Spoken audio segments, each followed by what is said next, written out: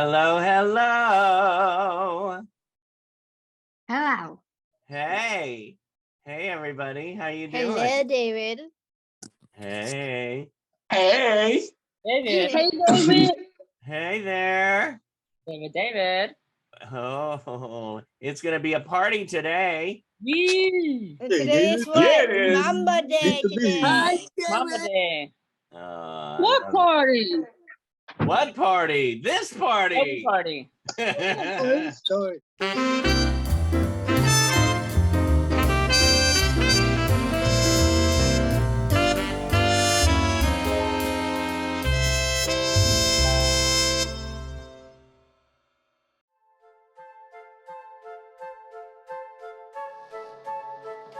Harry Houdini was the greatest escape artist in the world. He escaped from a chair. How about escaping from the closet in the 80s? Ta-da! Judy Carter, goddess of mystery, queen of the night. She baffle and dazzle you with things you won't believe. She keeps all her secrets deep inside. Love your life because it passes so quickly. I mean, look at me. I used to take acid. Now I'm taking antacid. I'm even too old to be a cougar. I'm a friggin' saber-toothed tiger. I'm really drawn to you. I think you're hot. What's wrong with her?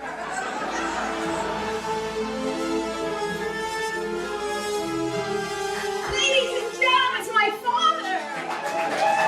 The girls aren't the magicians, they're the assistants, for Christ's sake. Wait, hold on. Why do Jews swear in Christianity? You're badass. Why would you have anxiety? I'm Jewish.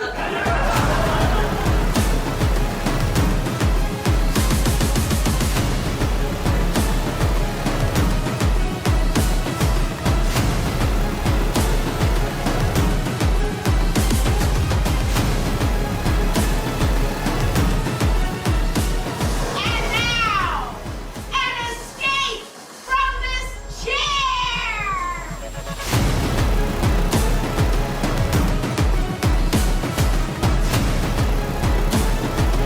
Very fun! The magic!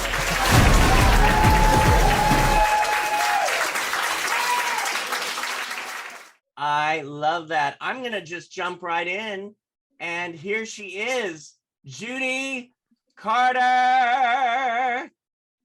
Ta-da! Ta-da! Magic.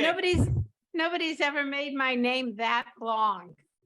Oh, Thank sometimes you. I tend to hold a syllable.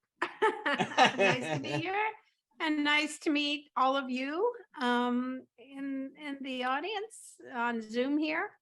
I'm here in Venice Beach, so we're all, I guess, on the in California, so that's cool.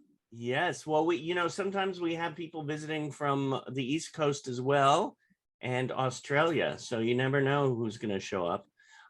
Great. I want to start off with a word and see what comes to your mind. Okay. Laughter. What does it mean to you? Oh, well, when I now do stand up, and I wrote a book, the New Comedy Bible here, which shows you how to transform, essentially, how to write comedy material, which means how do we transform our problems and the things that happen to us into comedy material. And when I hear the word laughter, I think of transformation, and I think of joy, happiness. In these times when we get, so depressed, and some of us have had a real struggle, I find that when we can laugh at a problem, it just becomes all more manageable. And every time I'm so angry at something, when I could make a joke about it, it just lifts. So I've had a lot of people take my workshop who've had very difficult problems, not just, oh, I can't lose weight, or my boyfriend broke up with me, or but someone had cancer. And and I said, well, I think you can't joke about that. That's a bit too serious. But she did. I love her. She joked about cancer. She had a joke. She went on at the Hollywood Improv and she said, yeah, cancer, huh? Maybe you guys saw my car in the parking lot. Lose weight now. Ask me how. Oh, And and with that joy, she attributes even that it helped cure her cancer. So I think laughter doesn't show up automatically. It's something we all have to try and create. yeah, yeah.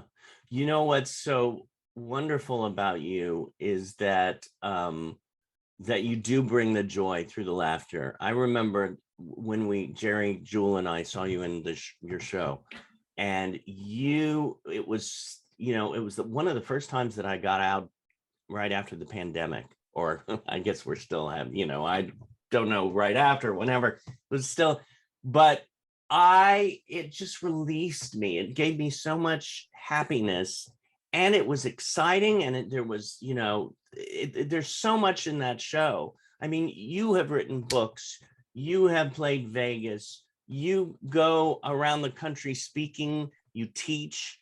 Do you have a favorite thing to do? Well, I think that we should always, as creative people, do something we're frightened of. All right, because sometimes we'll do that and we'll take on a challenge and we'll do something really scary. And I think anytime you get up in front of people, I mean, wouldn't you all agree that's really scary? But then you do it, you keep doing it, and then it becomes like, oh, I got this, right? And as soon as I feel I've got this, then it becomes time to do something new. So what I'm going to do now is, for the first 17 years of my life, not, of my professional life, I was a magician, and then I switched over to stand-up comedy. And then I started to do the same act over and over, and they were paying me good money for it. So why change it? But I got so bored with it. So I stopped doing it. And that's when I wrote this book here, which teaches people how to do it. And now, since I've written my one-person show, which was very hard to do and scary, but I did that, I'm going to go now back to doing open mics in Los Angeles with brand new material. And it's really exciting. I started to write new material. I show you little videos. I started to try it out. But I think no matter where you are in your career, it's always important to keep challenging yourself and go, well, this is scary. I've never done this before, but what the hell? I'm gonna try it. Right. What would you give something if somebody said to you, listen, I wanna get out there, but I'm scared. How do I do it? How do I break through that wall? Well, it always comes down to your material. If you're an actor, that's like a little bit easier because you have a writer you're working with, a play you're working with, you have a script. So then it becomes your job to learn how to use your skills to make that come alive. But when you're a stand-up comic, it's just you up there. It's just you and your material. So we could try this now. I can ask you guys for any kind of topic, and I could show you how you could write material about it, or we could do that later. I don't know what you're planning on doing, but it all comes down. Here's my story. I grew up in LA and I wanted to be an actress. Right. And I started at the Odyssey Theater in West LA, and I was at USC. Actually, I graduated from USC Theater Department, and it was so hard to get a job there. And especially for women, the roles written for women were all, the wife of somebody important, the maid or something like that. So, I'm going like, this sucks. I'm just doing like 5 lines, or then I would be auditioning for TV commercials, and when I got one, it was good money, but it was like, it wasn't satisfying. All temperature cheer, 1 detergent, 3 temperatures. And it's like, oh my God. And then got in some plays and the reviews went, well, the play sucked, but Judy was great. And I went, wait, and then, I was always like auditioning. I wasn't the glamorous, beautiful girl. So I was always getting the smaller neighbor next door character parts. Right. And, they weren't a lot of lines. And I'm going, this is never going to give me happiness.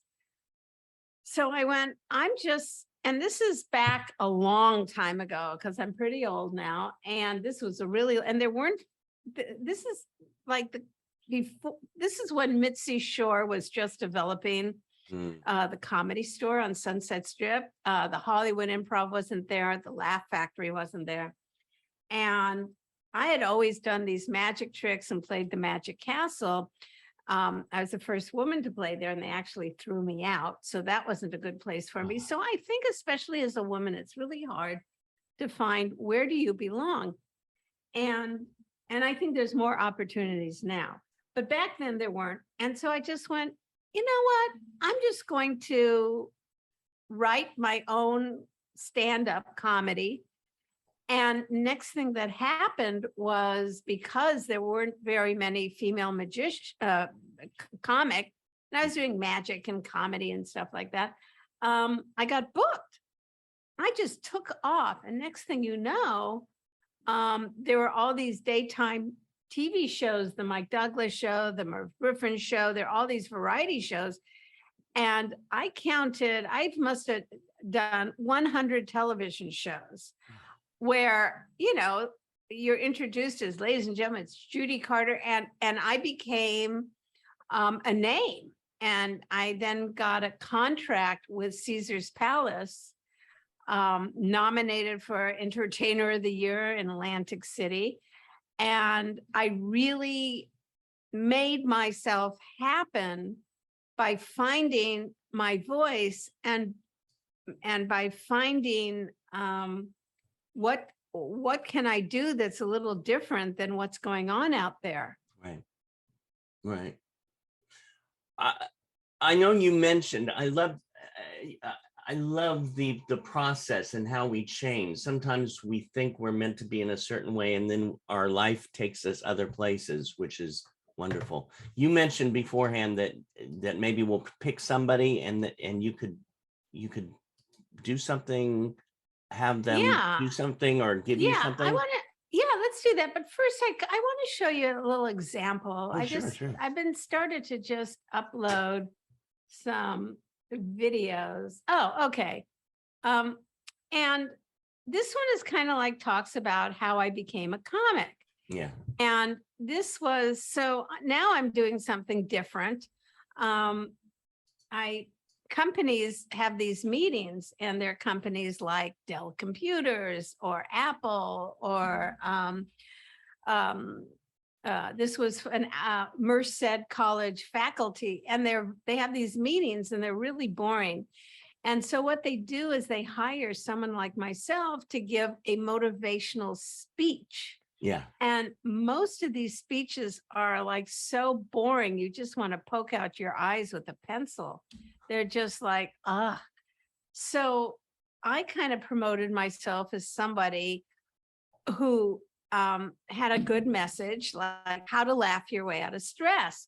And next thing you know, once again, it's just like when I was acting and I couldn't get a part. Yeah. When a door slams, you find a window. And this was my window, and they pay an enormous amount of money.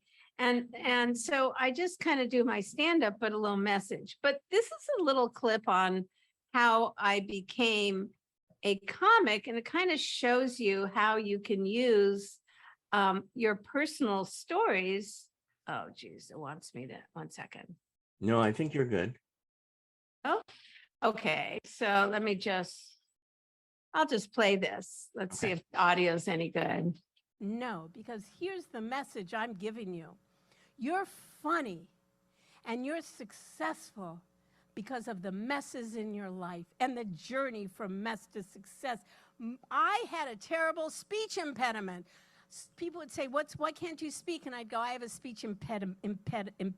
Why do they call the thing I have the one word that the people who have it can't say it? You should say I have a speech,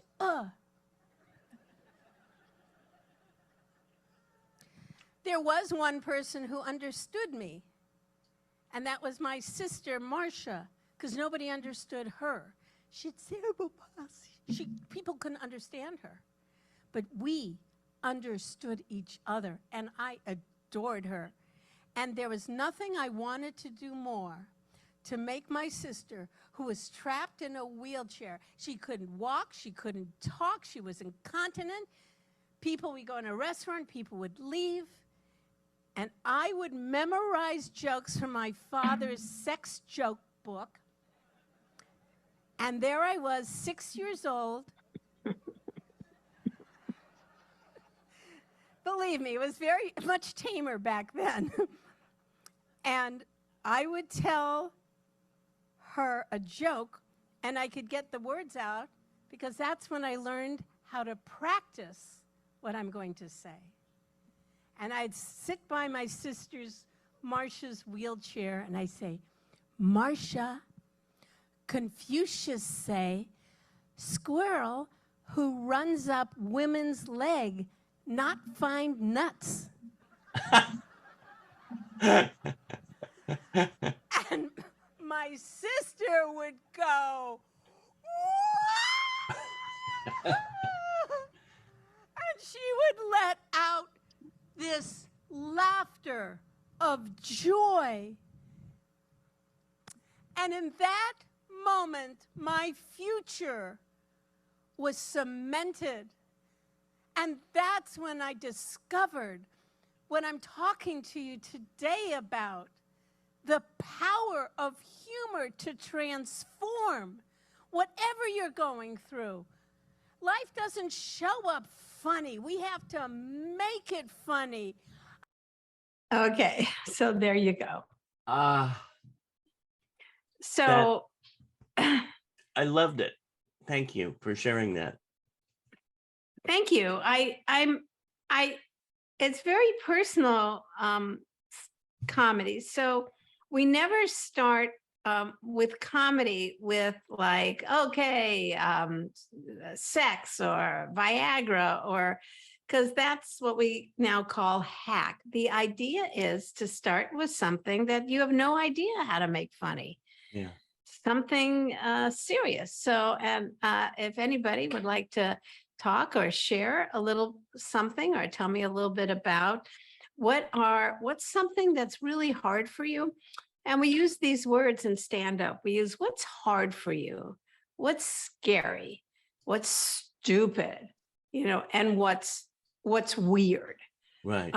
So we start with those terms. And so I ask you what's hard, or we could just start with that. What's hard for you? What hard for you? What's weird? Yeah. Well, let's get in connection with that question. Let's get Shannon Diericks up. Shannon. There's Shannon. So I have a question for you. What is it like to be a comedian? Oh, you want to know what it's like for me to be a comedian? Yeah. Well, I've never stopped being scared going on stage after all of these years. I've always are scared. So it's scary. That's number one. And then when I hit the stage, it's kind of like if you stand in line for a roller coaster and you're at what is it, Magic Mountain, and you're going like, oh my God, this is so scary. And you're in the line and you're getting scared and your hands are starting to sweat. And it's like, oh God, oh no, I can't do it. I can't do it. And then you get on the ride and it's like, whoa, let's do it again. Yeah. And that's exactly what it's like to be a stand-up comic.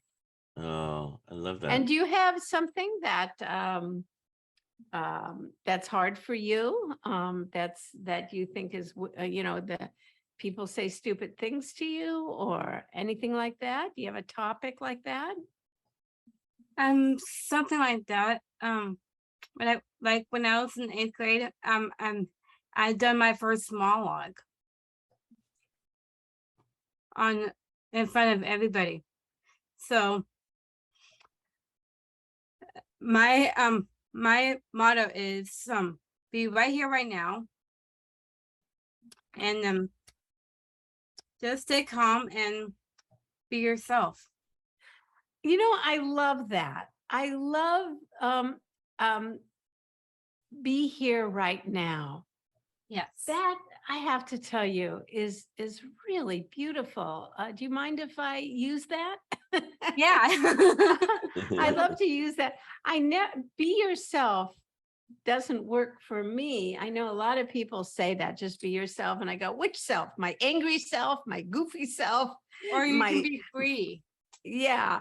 I like be present to just right now. That's beautiful. Thank you for sharing that. Welcome. Okay. I love that. How about I'll just bring some people on here. How about Bahara Savis? Bahara Savis. Hello, Bahara. Hi, my name is Bahara. I have a question for you. My question is that do you learn magic or you were born with magic gift? I think when you're born with magical gifts, you're called a witch. I think that's what you're called, and then comes, yeah. I mean, did you search them? No, well, magic is in a weird place right now. Magic right now is,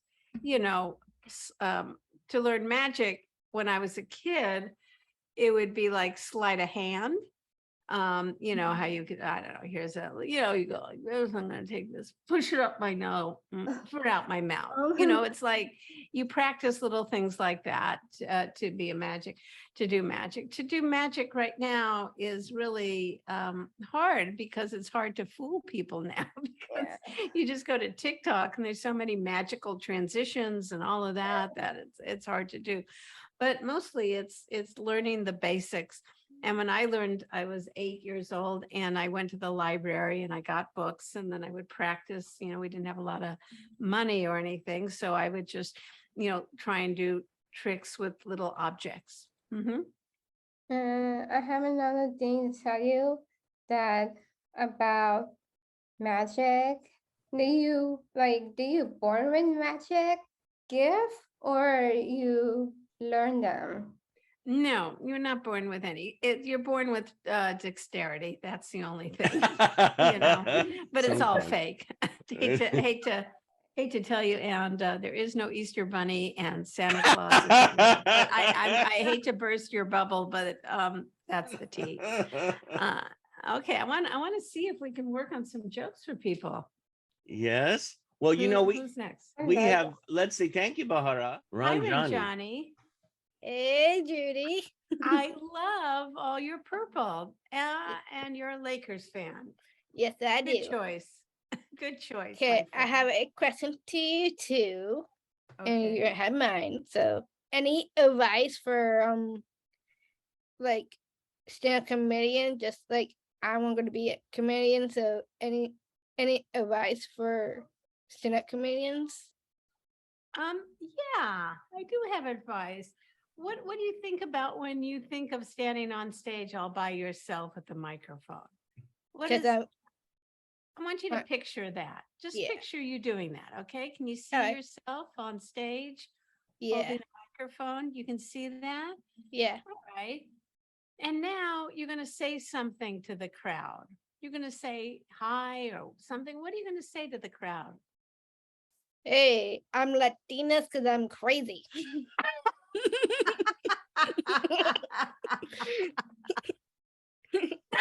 Okay. I love that. So that's really good. I'm really impressed with you. You said I'm because I'm crazy. Yeah, I'm That's a local. great start. Now let's repeat that again. And I want you to add the word after you say I'm crazy. I Yeah. want you to say woohoo really loud and put your hands up. So let's try that again. So Okay. you're gonna say what? I'm Latina. I love salsa and reggaeton. I'm local. Woohoo! Woohoo! Yeah, there you go. So what you're doing is you're admitting something about yourself that people, I'm a little crazy, I'm a little loco. Well, people think, oh, that's a bad thing.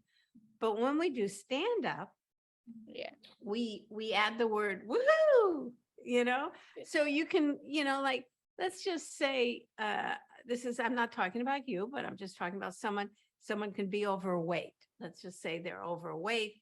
They come on stage and they go, hey, I'm fat.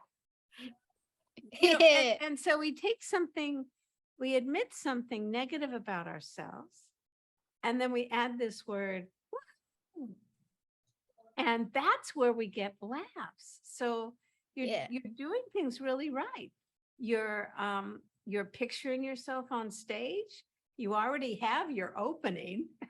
You just need like 3 more minutes and you have a complete set. So how wonderful is that? I'd go ahead and put it together and just start making a list of things that are like are that people make fun of you about, stupid things people say about Latinas, Latinas and vegetarian. What? I'm vegetarian. Oh, and you're vegetarian? Yeah. Okay, you're vegetarian. What do people say about that? Said, don't eat meat. It's bad for everything. I know. It's like your parents have problems unlike any other parents are going, stop eating at McDonald's. And your parents are like, please eat at McDonald's. Now, I was surprised when you said you're Latina. I was thinking you would be East Indian. I am Afro, Cuban, and Filipina. I'm actually mixed. Oh my goodness. You're like your parents are the United Nations, right? Yeah. I love it. Okay, so we have some jokes for you. So this is how we work comedy, is we get together with other people. Yeah. We never write it alone. And we kind of like jazz. We jam the comedy, just like you said. And Yes, I have like to tell love. you, girl, you have a lot of material. You have to relax and do your thing. So Latina and Indian. What kind of food would that be like? What is my name that? is, it's like I'm Afro, Cuban, Filipina. It's all mixed. Okay, Cuban, Filipino. Oh, Yeah, I see. and after that, my name is like the Indian name, Ranjini Devi. It had lots of Indian names to our names. I'm Ranjini Devi. I have Krishna. And I love to eat Indian food because I love India. So I've been go to India 6 times. So yeah. Wow. I've never been. That's very cool. Yeah. So you can get some jokes from like combining the two foods. Like, what would be an Indian Cuban dish? Anybody have any ideas for that? What would be an Indian Cuban dish? I'm learning from my culture, my heritage. Yeah. So, yeah. Yes, it's great. You haven't lived till you tried a non-burrito. Oh yeah, non-bread burrito. Indian Right. Cuban Like dish. David Fajita, as a curry, big, rice, and big beans is burrito. fabulous. Right. Sometimes an Indian Cuban dish could be a stomach ache. No. David, you got a big burrito. There you go. Well, There you thank go. you for that. I gotta tell you, this group, David, is really great. They're really Oh. funny and willing to talk about themselves, and I that's love what it takes. Really good, really Thank good you, work. Ranjani. Thank you for sharing. Thank you. You said Anybody else? Judy, you Go said ahead. something about working together with someone. Yeah. Is that a good way to develop your comedy? Like Yes. Nobody in comedy works alone. Like Jimmy Kimmel, the writers, when you work on a TV show, the writers he does that monologue at the beginning and it's really funny. Well, the writers are not in their room writing jokes on a computer. Yeah. The writers sit around a big table, right. and they pitch jokes. They pitch ideas. They pick just ideas like what's going on in the news, what can we do with, they found all those boxes at Trump's house. What can we do with that? And then they jam material with each other. So we all, just like I've been doing with you guys, it's hard just to write for yourself. So we just kind of get together, and then like David, you came in and you had a funny punchline on top of that. And what you end up with is a stomach ache. And that was really funny. And so I think that's how we all work. So if I'm going to do an open mic next week. Yeah. And I've already worked out some material with one comedy friend.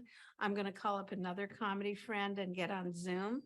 And I'm going to go, here are some of my ideas. Let's see. And now they're getting a little more and more formed. And then I'll go out and try them in front of an audience. The audience will give me feedback, and I'll come back and I'll go, well, that didn't work. Yeah. That kind of worked. How do I make that funnier? It's really about the connecting with somebody else, even in rehearsal. Yeah, So when you comedy get out buddy. there. We all need a comedy buddy. Absolutely. Well, I think we have another comedy buddy here, and he's no relation to me, but his last name is Zimmerman. It's Luke Zimmerman. We call each other last name brothers. I don't know. Well, watch it, David. Watch it. Oh, is Yeah, that a a quote woman from me on the present. internet? Okay. Hi there. I know. Luke, how are you doing? Luke, are I you am related great. to Mr. Zimmerman? For David? No. Hi, But nice to meet you. Tell me a little bit about the yourself. question is to you. Do you go to school or come in? Do you learn to be funny or anything? Do you go to school? No, come in. Well, what do you think about yourself, Luke? Do you think you're funny? Yes. And you are funny. I love the way you said, yes. Yes, you are. So here's the thing. There are classes in comedy, in stand up. This is the book that I wrote that has exercises in it. And people will get together with each other and use the book. Or classes will come together and people work and end up at after 5 weeks, do a showcase. So there are classes in stand-up comedy. I don't know if there's a school in comedy. I'm not sure about that. There might be, but I don't think so. Comedy is really something that you put something together and you try it out. And see when how you it get a goes. laugh, you're absolutely right, Luke. You see how it goes. You see how people react. And excuse me, the audience will tell you if you're funny or not.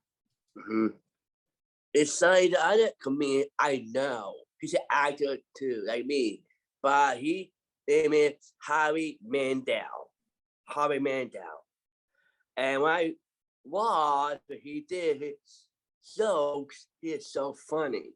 Cause Howie is a good comedian. Howie Mandel, Yeah. are you talking about when he did stand up, when he had hair? Yes, like that. Oh, yeah, he was funnier with hair. Yes, Howie was very, very funny.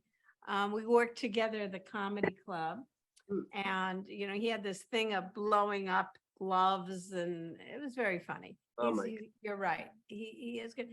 But you brought up something that's really important, and that is find your favorite comics. Find Right. your favorite comics and watch them.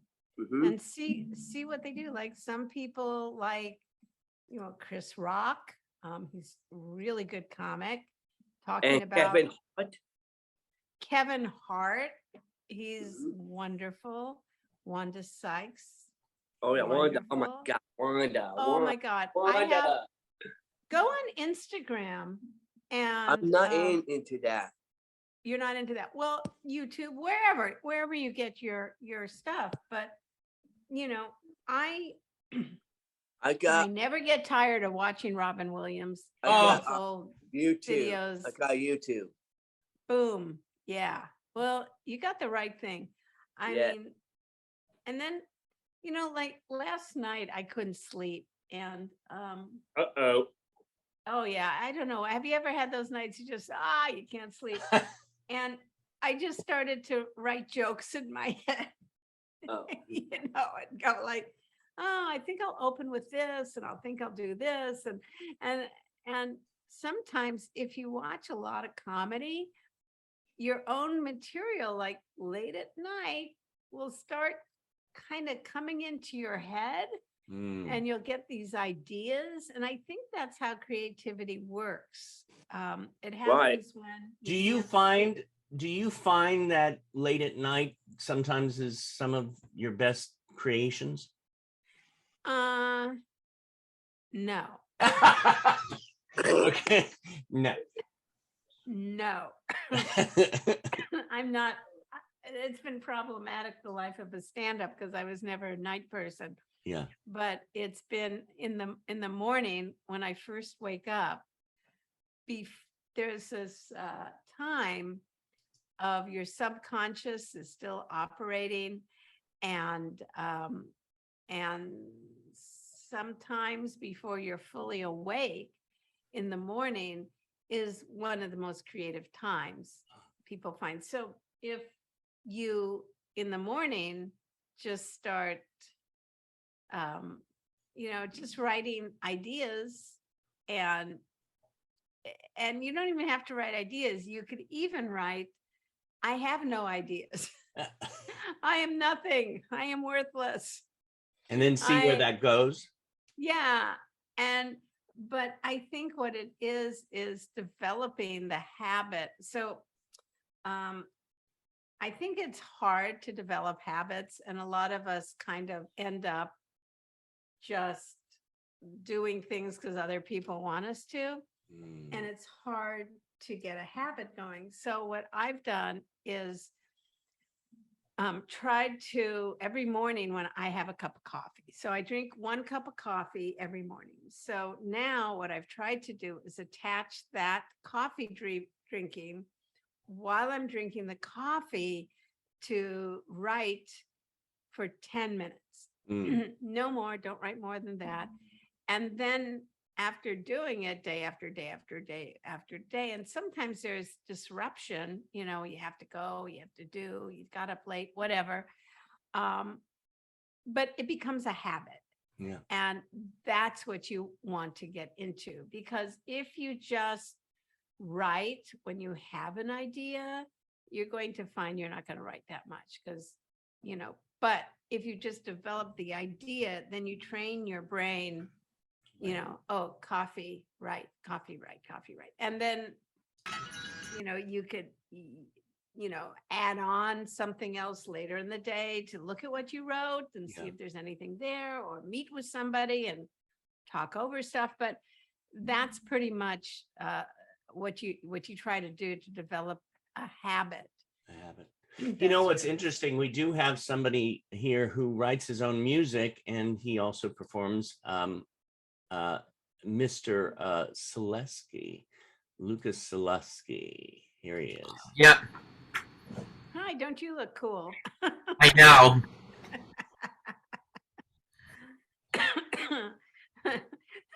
Very cool. Is it snowing where you are? No, it's gonna be winter that's coming after autumn. Are you in Australia? No, I'm in Los Angeles, Brentwood. Okay. So tell me about your creative process. I work with Spectrum Laboratory on my music. Yeah. You have to check out Spectrum Laboratory and the Ed Asner Family Center too, which is one of my favorite programs. Yeah, Spec Labs is with Garth and Jason, and the Ed Asner Family Center is with Nava and the other people who work at the Ed Asner Family Center. Wow. Yeah. Very cool. Thank I'm you. looking at it right now. Thank you Thank for you. sharing that. You're welcome, and I'm releasing my second studio album as well, which is Oh my God. awesome. My debut studio album came out in 2018. Wow. So I'm curious, how do you write music? What is there a certain time of day you do it, or I do it- place you do it, or? I do it at Garth's studio. Ah, okay. Wow. I do it sometime, like either Monday or Friday or any other day. Uh-huh. Oh, okay. I am a great musician. My What instrument do you play? synthesizer and vocals. Ah, wow. And do you do your own mixing? Yes, Oh my God. Do you DJ as well? I do. Very cool. Thank you. Really, really great to meet you. Very cool to meet you too. Thank you, Lucas. We have somebody else who I think now, Monique. Judy's going to ask you a question, so we'll go from there. Let's see what happens with Monique. Okay. Hi, Monique. Nice to meet Hi. How are you? you. I'm okay. So if you did stand up, how would you do it? What would you open up with? What would you say to the audience when you first start? My brother, sometimes he don't get along. We quite. Sometimes we don't get along. Sometimes he being goofy, or he just hanging around. Is this Like- with your mom? Yes, all the time. What are some things that she says to you that drive you nuts? Clean your room. Hang up the phone. Stop calling your best friend too much. Okay, so she's always telling you what to do. And why Yeah. does that bother you? Like upset. Like when me upset, like oh my god, something like that.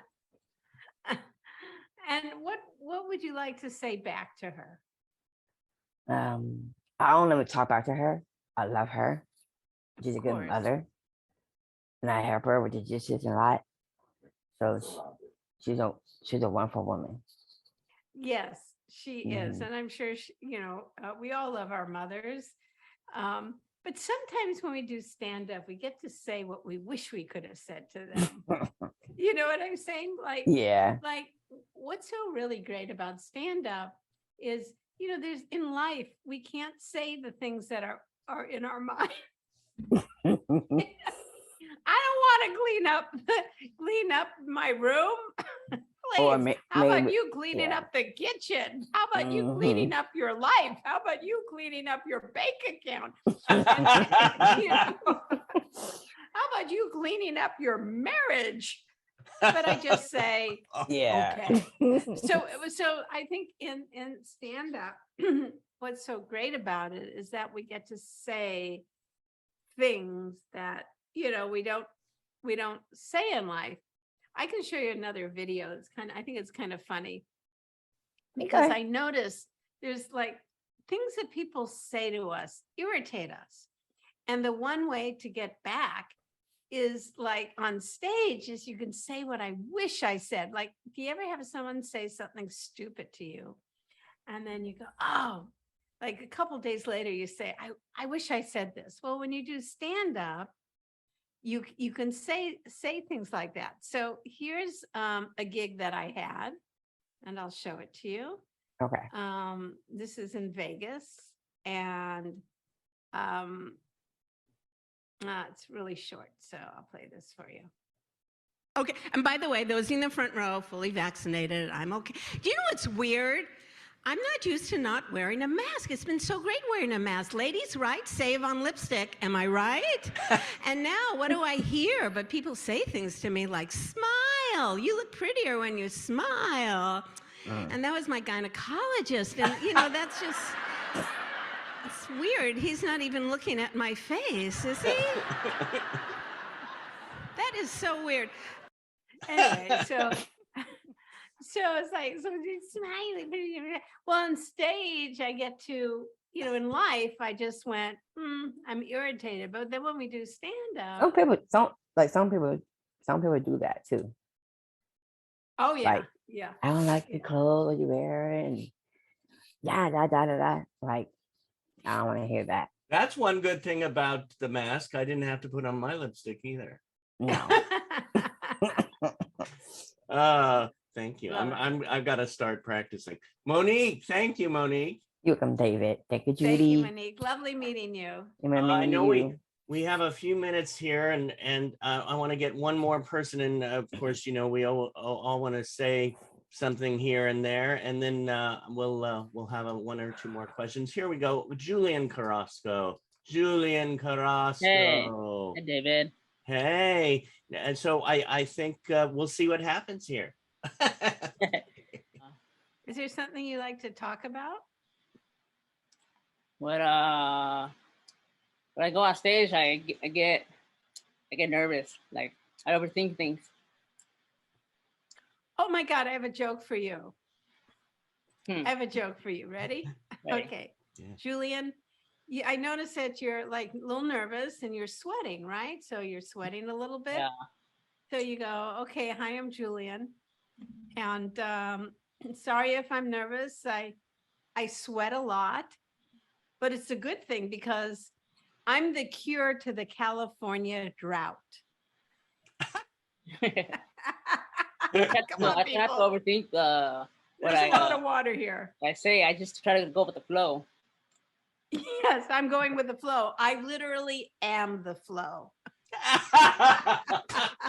Judy, when you're on stage, what do you do?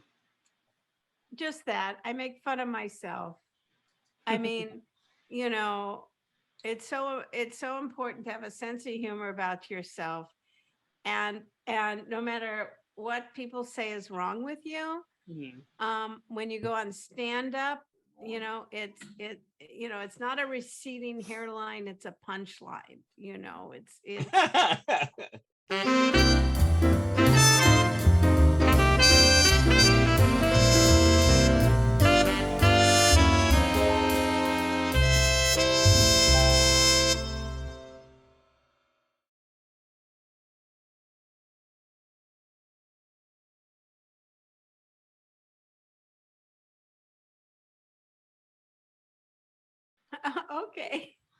okay. Well, cool. Well, very thank you. cool. I think we're running. We have a couple questions people have asked. I just noticed. Yes. What's your favorite city to play? I love small cities. I love when I just played that. It was very small, and they loved me making fun of them. So it was really fun. Someone said, how did you get started doing magic? From going to the library and reading books on it. Okay.